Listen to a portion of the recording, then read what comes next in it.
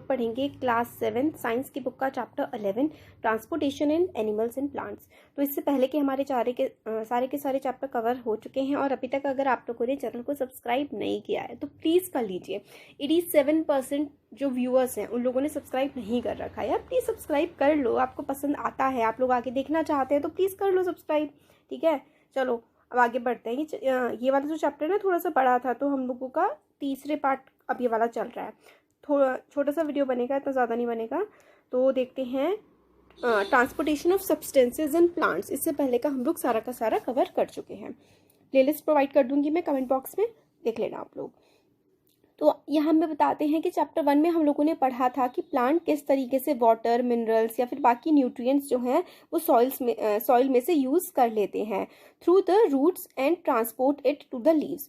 तो रूट से जो है अपना निकाल लेते हैं पानी रूट की हेल्प से ज़मीन से, और बाकी सारे पार्ट्स में भी वो ट्रांसपोर्ट कर देते हैं। लीव्स जो है खाना प्रिपेयर करती हैं, food for the plant. Leave जो है खाना प्रिपेयर करती हैं पूरे के पूरे प्लांट के लिए, पानी का इस्तेमाल करके, कार्बन डाइऑक्साइड का इस्तेमाल करके। कौन से प्रोसेस के टाइम पर? फोटोसिंथेसिस के प्रोसेस के टाइम पर वो ऐसा करती हैं। हम लोगों ने चैप्टर 10 में पढ़ा था कि फूड जो है वो एनर्जी का सोर्स होता है। खाना जो हम लोग खाते हैं उसकी वजह से ही हमारी बॉडी को एनर्जी मिलती है।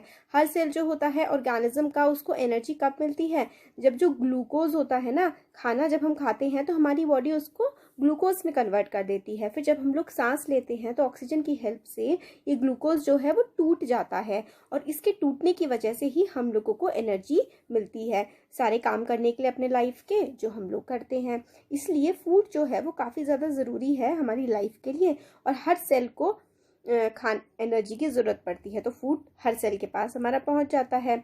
हैव यू एवर वंडर्ड, क्या आपने सोचा है कि जो पानी है, बाकी न्यूट्रिएंट्स हैं, वो जो जड़ें होती हैं पेड़ की, वो किस तरीके से एब्जॉर्ब करती हैं और लीव्स तक या फिर प्लांट के सारे पार्ट्स तक न्यूट्रिएंट्स, वाटर वगैरह कैसे पहुंच जाती हैं? तो और how food is prepared by leaves carry to the parts which can not make food. और लीफ जो है वो जो प्लांट होता है उसकी किचन होती है, तो किस तरीके से लीफ में बना हुआ खाना सारे के सारे पार्ट्स में पहुंच जाता है प्लांट के, तो ये हम देखेंगे। Transportation of water and minerals, water और मिनरल्स किस तरीके से ट्रांसपोर्ट करते हैं। तो कैसे सामान एक जगह से दूसरी जगह ट्रांसपोर्ट होता है, स्पेशली वाटर एंड मिनरल्स। तो प्लांट्स एब्जॉर्ब करते हैं वाटर और मिनरल्स बाय द रूट्स। तो रूट की हेल्प से वो प्लांट जो है वाटर और मिनरल को एब्जॉर्ब कर लेते हैं। रूट में क्या होता है, जो जड़ें होती है ना, उसमें क्या हेयर जैसी चीज़ें होती है। जड़ें ना ऐसे करके होती है, इसमें छोटे छोटे से हेयर्स होते हैं, रूट हेयर्स होते हैं, और वो जो है मिनरल्स को और पानी वगैरह को एब्जॉर्ब करने में मदद करते हैं। The root hair increase the surface area of the root for the absorption of water. तो जो रूट हेयर होता है जड़ों में, वो सरफेस एरिया बढ़ा देता है। मतलब आप ये समझ लीजिए सिंपल सा कि रूट ये जो है हमारी जड़ें हैं, जड़ों में ना छोटे छोटे बाल से होते हैं, और इसकी वजह से ही पानी अच्छे से एब्जॉर्ब रूट कर पाती हैं, जो कि मिनरल्स वगैरह वाटर में डिजोल्व होते हैं उनको भी एब्जॉर्ब कर लेती हैं। तो root hair is in contact with the water present between the soil particle. तो रूट हेयर जो होते हैं ना वो कॉन्टैक्ट में होते हैं जो ज़मीन में पानी होता है उससे। कैन यू गेस किस तरीके से water moves from root to leaves. Water मतलब रूट से लीव्स तक कैसे पहुंचता है। तो ट्रांसपोर्ट सिस्टम जिस तरीके से ह्यूमंस में काम करता है ना, ऐसे ही प्लांट्स में भी काम करता है। पूजो सोच रहा है कि प्लांट्स के पास कुछ पाइप होते होंगे ट्रांसपोर्ट करने के लिए, जैसे कि हमारे घर में ट्रांसपोर्टेशन होता है पानी का पाइप्स के थ्रू। तो देखते हैं कैसे होता है, हमें बताया गया है। यहाँ पे देखिए transport of water and minerals in a section of fruit. तो वाटर एंड मिनरल्स किस तरीके से ट्रांसपोर्ट होते हैं, तो ये एरो बना करके देखिए दिखाया गया है, ऐसे ऐसे करके ऊपर जा रहे हैं, और बाकी न्यूट्रिएंट्स वगैरह जड़ों तक भी पहुँच जाते हैं लीव्स की हेल्प से। तो आगे हमें बताया गया है भूजो जो है कहता है कि पाइप्स के थ्रू ट्रांसफर होता है, तो कहीं ना कहीं वो सही है। प्लांट्स में ना पाइप जैसी ना वेसल्स होती हैं जो कि वाटर और nutrients from the soil, nutrients हो गए, वाटर हो गए, सॉइल से वो प्लांट के बाकी सारे पार्ट्स में पहुंचाने का काम करती हैं। तो प्लांट्स में pipe like vessels to transport water and nutrients from the soil. Water and nutrients जो है ना वो मिट्टी से पूरे के पूरे, मिट्टी में जो पानी प्रेजेंट होता है उस रूट की हेल्प से पूरे के पूरे प्लांट में न्यूट्रिएंट्स और वाटर पहुंच जाता है। और कौन पहुंचाता है? ये पाइप जैसी वेसल्स प्रेजेंट होती हैं हमारे ट्री में, उसके थ्रू ये ट्रांसपोर्ट सारा का सारा होता है।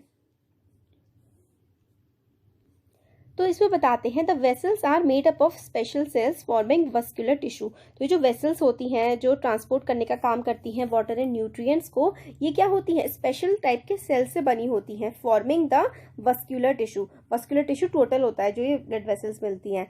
A tissue is a group of cells that perform specialized function in an organism। तो हमें बताया गया है कि टिश्यू क्या होता है।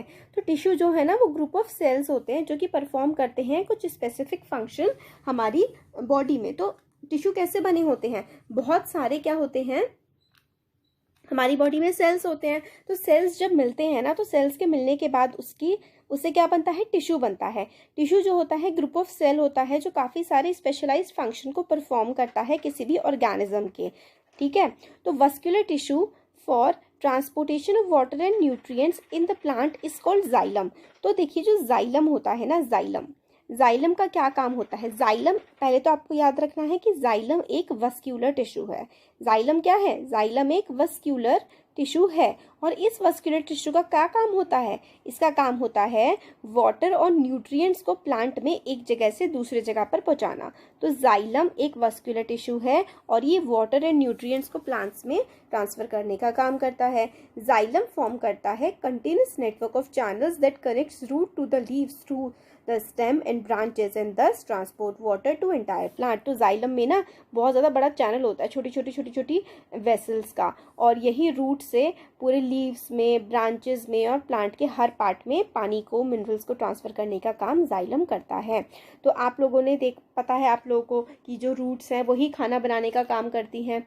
तो खाना किस तरीके से बनाती हैं, तो फूड जो है ना, खाना उन्होंने बना लिया लीव्स ने, food has to be transported to all parts of the plant. अब लीव्स ने खाना तो बना लिया, अब खाना बनाने के बाद वो पूरी की पूरी बॉडी में, पूरे की पूरी प्लांट बॉडी में उनको ट्रांसफ़र भी तो करना है। तो ये किया जाता है vascular tissue called phloem. Phloem जो होता है वो खाना ट्रांसफ़र करने का काम करता है।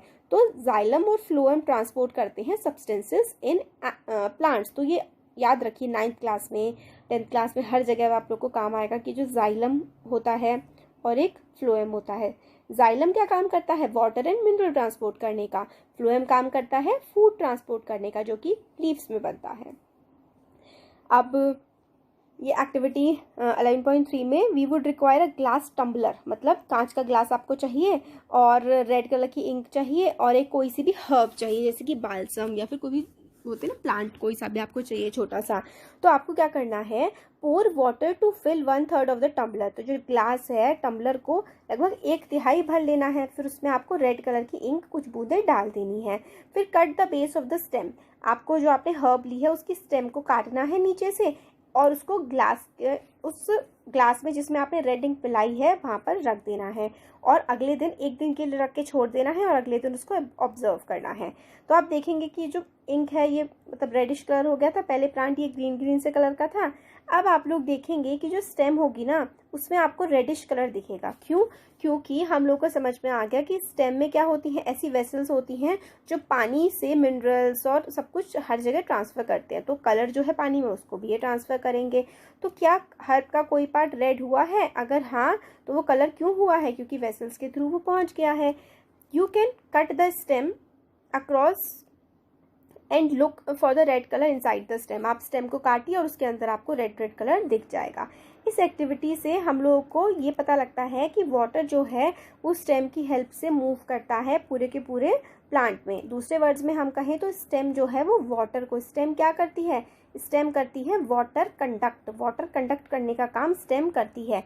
जैसे कि रेड इंक जो थी पूरे में पहुंच गई थी पूरे के पूरे प्लांट में, इसी तरीके से पानी में जो मिनरल डिजोल्व होते हैं ना वो भी पूरे के पूरे प्लांट में पहुंच जाते हैं। वाटर और मिनरल लीव्स में पहुंचते हैं, प्लांट के अदर पार्ट्स में पहुंचते हैं। नैरो ट्यूब जो होती है ना जाइलम की, उसकी हेल्प से वाटर एंड मिनरल्स पूरे के पूरे प्लांट में हमारे पहुंच जाते हैं। अब हमें बताया गया है ट्रांसपिरेशन क्या होता है।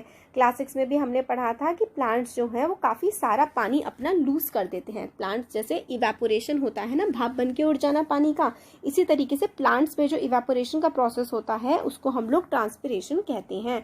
प्लांट जो है वो मिनरल, न्यूट्रिएंट वाटर वगैरह, मिनरल्स हो गए, न्यूट्रिएंट्स हो गए, वाटर वगैरह सॉइल में से एब्जॉर्ब कर लेते हैं।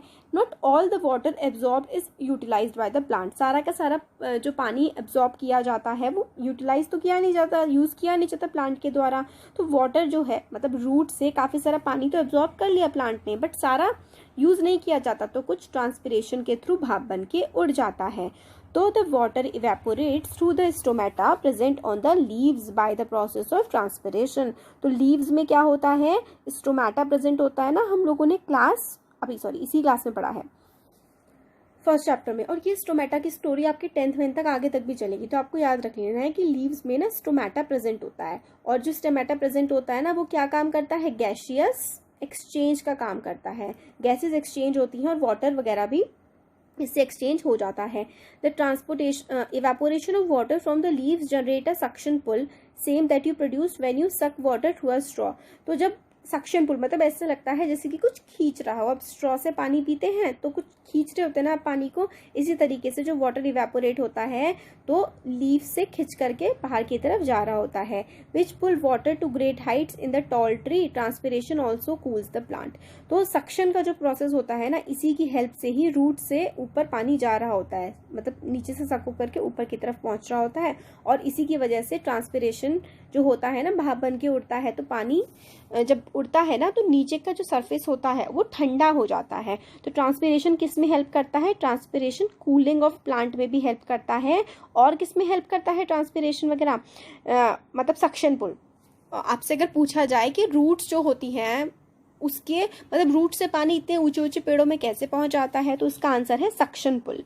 ठीक है, वेन यू सक तो हम करते हैं which can pull water to great heights. तो जो सक्शन पुल होता है ना, ये सक्शन पुल की वजह से वाटर जो है वो बहुत ज़्यादा ग्रेट हाइट्स तक पहुंच जाता है, प्लांट की टॉप तक भी। तो evaporation of water from the leaves generate a suction pull. Evaporate हो रहा है पानी लीव्स में से, तो इवेपोरेट हुआ तो यहाँ पे खाली जगह बची पानी की, तो इसकी वजह से जो रूट्स से ऊपर की तरफ पानी आता है सक्शन पुल की वजह से। तो ये चीज़ इंपॉर्टेंट है कि ट्रांसपिरेशन से क्या क्या होता है, ट्रांसपिरेशन से सक्शन पुल क्रिएट होता है, उसकी वजह से जो जड़ों से पानी पेड़ के टॉप तक पहुंच जाता है। दूसरी चीज़ क्या करता है, ट्रांसपिरेशन कूलिंग भी करता है। तो हम लोगों का चैप्टर कंप्लीट हो गया है और ये कीवर्ड्स